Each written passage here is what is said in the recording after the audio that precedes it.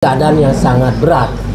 Nah, kita tidak berharap terjadi revolusi keras di Indonesia yang sebetulnya karena pemerintahnya sendiri, Prabowo ingin melakukan perubahan. Artinya revolusi akan dilakukan dari atas dan ini biayanya lebih murah biasanya. Nah, apa yang harus dilakukan Prabowo?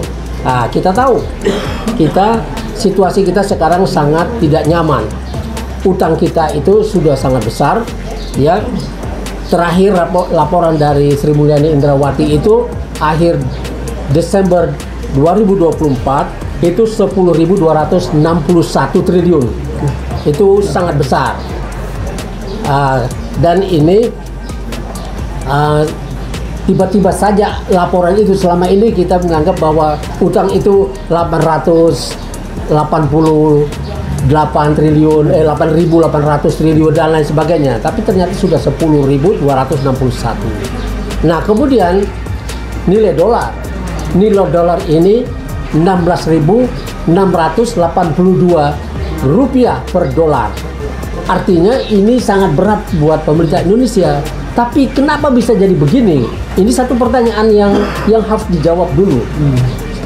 Menurut saya ini karena dikasih umpan oleh Sri Mulyani Indrawati waktu menyusun RAPBN 2026 waktu dia masih Menteri Keuangan, di mana dia memasang kurs rupiah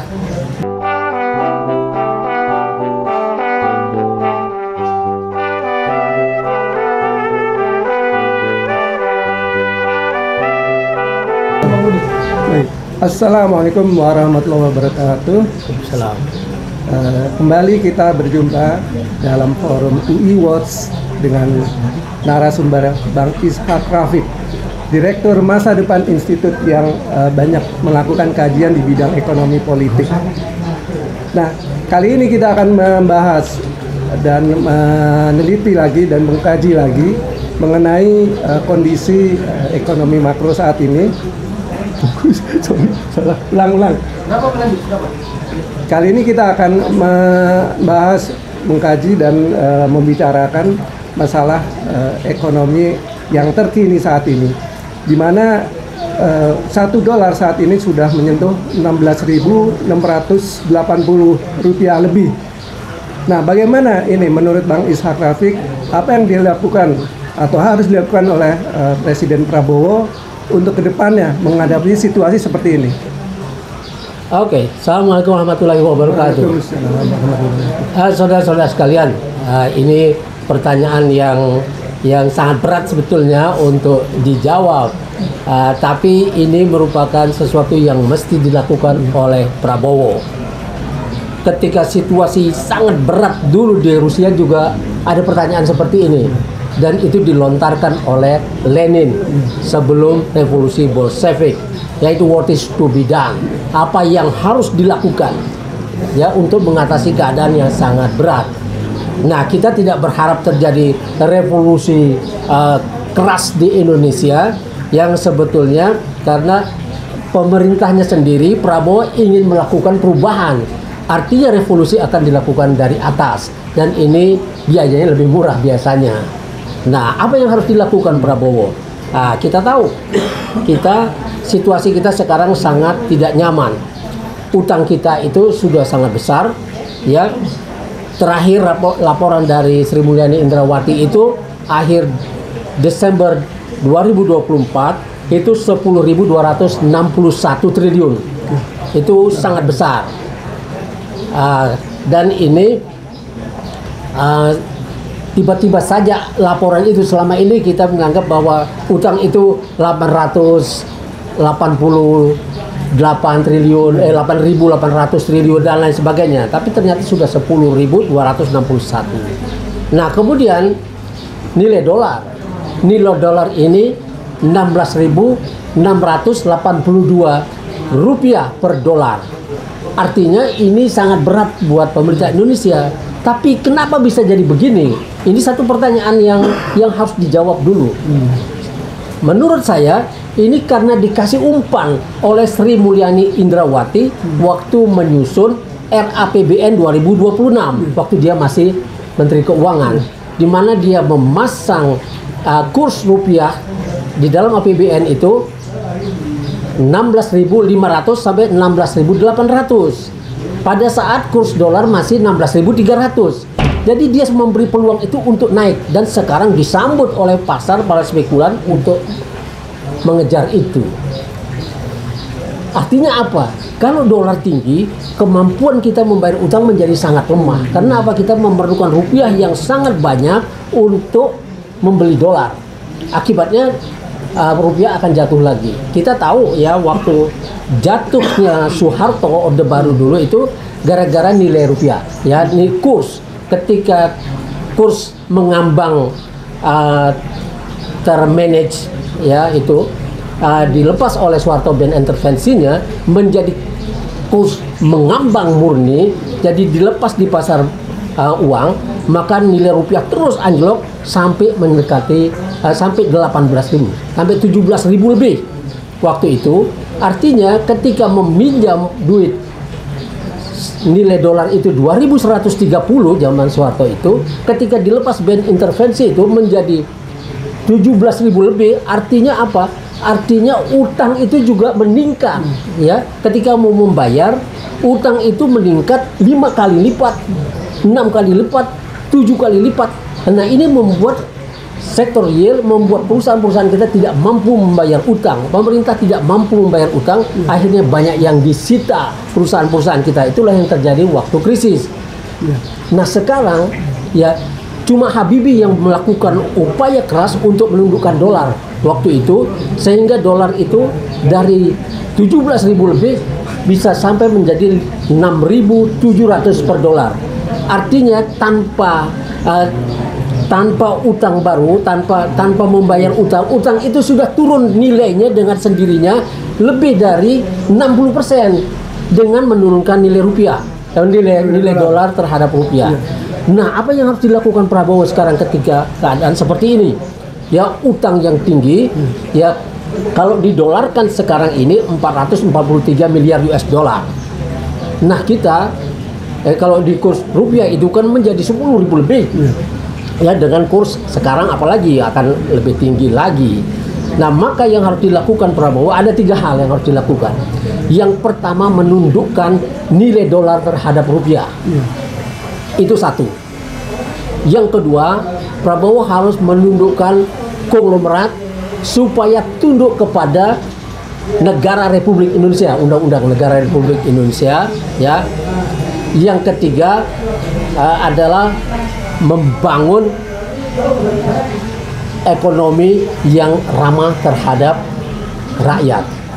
Ya, tapi itu masih terasa berat ya untuk membayar hutang yang lebih dari 10.000 triliun itu ya. Nah, itu bagaimana cara membayarnya? Apakah dengan meningkatkan ekspor atau dengan cara bagaimana? Ya, ada sekarang ini pemerintah lewat Purbaya ya sudah melakukan tindakan dengan memberi stimulan kepada sektor real, kepada perbankan 200 triliun. 200 triliun ini diambil dari sisa anggaran lebih. Sisa anggaran lebih ini ada 457,5 triliun rupiah di Bank Indonesia atau ditaruh di bank-bank lain juga mungkin saja. Tapi diambil 200 triliun untuk itu, diberikan kepada Himbara. Himbara ini ada Mandiri 55 triliun, BRI 55 triliun, BNI 55 triliun, kemudian Bank Tabungan Negara 25 triliun, dan Bank Syariah Indonesia 10 triliun. Semuanya 200 triliun. Tapi kemampuan untuk menyalurkan ini kan tidak ada. Cuma mampu, kata Purbaya, bank-bank ini menyalurkan 7 triliun saja dari 55 triliun yang dibagikan kepada mereka. Nah, kata Purbaya, ya mereka harus mikir bagaimana menyalurkan ini. Tapi menurut saya di masa depan institut, kalau bank-bank ini tidak mampu menyalurkan kredit ya sebanyak itu, maka yang harus dilirik adalah sektor real. Yang harus dilirik adalah industri. Industri ini kita punya jagoan. Kita punya jagoan, yaitu kita punya IPTN, ya perusahaan ya penerbangan kita ini, pabrik pesawat kita ini yang dimatikan pada zaman IMF yang kedua itu, di mana menurut letter of intent itu tidak boleh dibantu IPTN. IPTN ini bisa membuat kapal-kapal, pesawat-pesawat yang bisa mendarat di rumput, ya isinya 20 penumpang saja. Jadi untuk perintis penerbangan ke Papua, ke Ambon, kemana-mana tidak perlu menunggu sampai penuh pesawat itu 500 isinya atau 300 atau berapapun. Tapi dengan pesawat ini 20 penumpang saya sudah bisa jalan. Ya, dan ini bisa menjaga laut kita yang luas karena kita punya 17.508 pulau. Perlu pesawat-pesawat yang seperti ini. Habibie waktu itu sudah menjalani percobaan sampai 700 jam yang diperlukan cuma 2 kalinya itu, ya. Nah ini sudah dilakukan, tapi kemudian IMF datang ketika kita krisis dan itu tidak boleh lagi dibantu. Padahal Habibie mengejar kebutuhan dunia akan kapal ini, pesawat ini 48.000 unit per tahun. Habibie mau memenuhi 18.000 unit. Jadi luar biasa visinya ini, tapi itu mati. Nah sekarang Purbaya boleh mendanai IPTN, kasih pesanan, negara boleh memesan pesawat-pesawat kepada IPTN, juga kepada PT PAL dan Koja Bahari untuk menjaga laut kita. Mungkin diperlukan 1 miliar US dollar untuk membuat kapal-kapal besar yang membuat kita ringan dalam ekspor impor. Selama ini kita keluar 11 sampai 12 miliar US dollar untuk ekspor impor menggunakan kapal-kapal asing. Yang ketiga adalah kemampuan kita di darat. Texmaco juga waktu itu tidak boleh dibantu. Ini kemampuan dia membuat semua mesin-mesin, bisa membuat mobil, truk dan lain sebagainya sampai ke blok mesinnya. Dan dia bisa membuat mesin apa saja. Kita mau bikin mesin apa saja, pesawat atau kapal atau apapun, mesinnya bisa dibuat oleh Texmaco. Dia sudah mengekspor ke 80 negara. Dan ini mangkrak gara-gara ada krisis yang besar itu. Nah ini boleh dibantu. Lalu industri strategis, industri Dahana, ya PT Dahana, kemudian Inka, kemudian Krakatau Steel, Pindad, Krakatau Steel itu harus dibantu. Zaman Jokowi Krakatau Steel mangkrak pada saat kita membangun infrastruktur. Artinya deindustrialisasi sedang terjadi. Maka menurut saya apa yang harus dilakukan oleh Prabowo adalah menambah porsi dana ya untuk sektor industri ini supaya industrialisasi bisa berjalan. Nah, 200 triliun diberikan oleh Purbaya ini harus sampai ke situ untuk membangun industri kita. Prioritasnya berarti di industri strategis ya. Industri strategis harus dibangun dulu. Di bawah pengelolaan BPIS, Badan Pengelola Industri Strategis yang tadi disebutkan beberapa ya. PT PAL, Krakatau Steel, misalkan IPTN. Jadi ini sesuai dengan janji dari Purbaya bahwa dia tidak akan lagi mengejar pertumbuhan lewat utang, tapi lewat pendapatan negara. Untuk bisa ada pendapatan yang banyak, maka industri harus hidup. Nah, itu satu. Yang kedua, harus mengambil bagian yang lebih banyak dari BUMN kita dan dari tambang dan mineral kita. Nah, tambang dan mineral ini ya ini selama ini cuma memberi kita 268 miliar US dollar. Terlalu kecil untuk bayar bunga utang. Saya dibandingkan dengan bunga utang yang kita bayar tahun ini 560 triliun. Bersama utang pokoknya itu 1.350,2 triliun. Jadi bagian terbesar dari anggaran negara kita ini, anggaran belanja negara dipakai untuk membayar utang. Sepertiga dari belanja negara kita adalah belanja untuk bayar utang dan bunga utang. Sedangkan pendidikan kita, ya ini yang harus saya bilang, sekarang ini dana pendidikan dibilang sudah mencapai 20%. 20% artinya dari 3.621,2 triliun APBN tahun 2025-2026 ini, 1.350,2 triliun habis untuk bayar utang dan bunga utang. Bunga utangnya itu 580, utangnya 800,4 triliun. Jadi mengerikan keadaan ini. Dan inilah yang sebetulnya harus ada negosiasi ulang terhadap pembayaran utang ini. Yang harus dikurangi dalam penghematan adalah anggaran untuk bayar utang ini.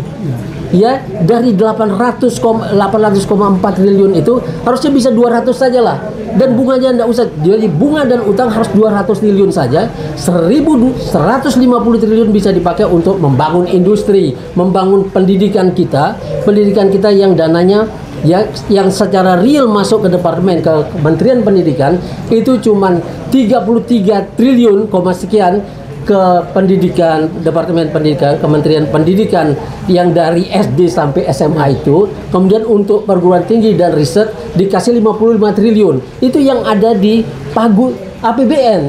Padahal ngomongnya 700 ya 80 triliun. Nah, ini tidak sampai segitu yang masuk ke sana. Kenapa? Karena ada bagian yang diberikan kepada Badan Gizi Nasional itu terlalu besar. Harusnya diambil dari anggaran kesehatan, bukan untuk mengatasi stunting dan lain sebagainya, bukan pendidikan. Pendidikan itu harus aman dari segala utak-utik. Kemudian anggaran pendidikan ini juga diambil ya untuk pendidikan kedinasan, polisi, TNI dan lain sebagainya, itu juga ngambil anggaran pendidikan. Padahal itu sudah ada anggarannya sendiri. Polisi termasuk yang sangat besar anggarannya. Jadi jangan ngambil dari sini.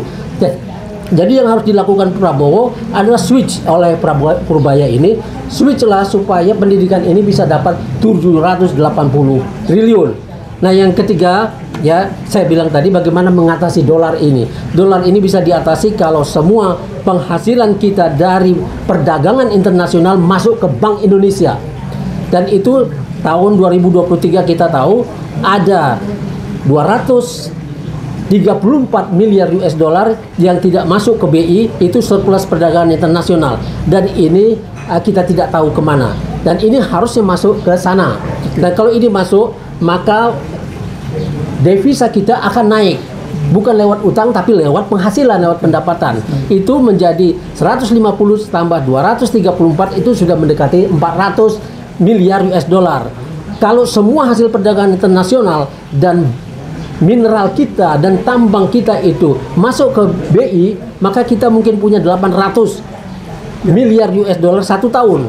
Kalau ini berjalan 5 tahun bisa sampai antara 3 triliun sampai 5 triliun. Artinya kalau punya segini, nilai dolar bisa turun sampai menjadi cuma mungkin 4.000 per dolar atau bisa lebih rendah lagi.